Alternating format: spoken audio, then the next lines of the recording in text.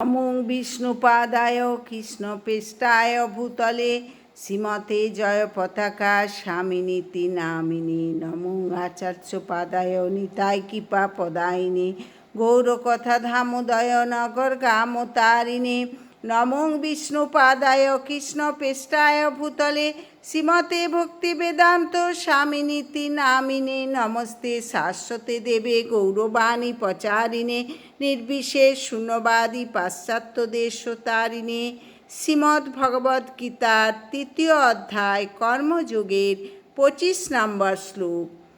শক্তা কর্মণি অবিদ্যাংশ যথা কুর্বন্তি ভারত কুর্যাৎ বিদ্যান তথা অশক্ত চিকিৎসু লোক সংগ্রহম।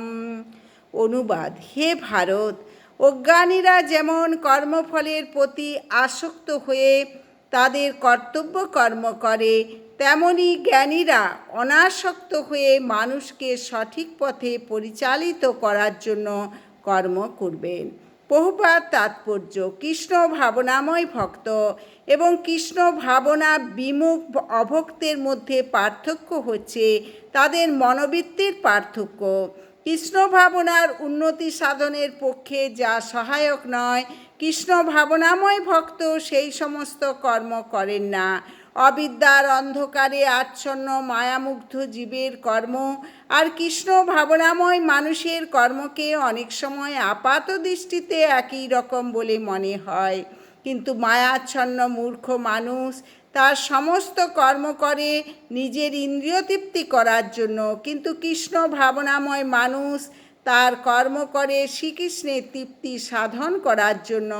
তাই মানব সমাজে কৃষ্ণ ভাবনাময় মানুষের অত্যন্ত প্রয়োজন, কেননা তারাই মানুষকে জীবনের প্রকৃত গন্তব্যস্থলের দিকে পরিচালিত করতে পারেন।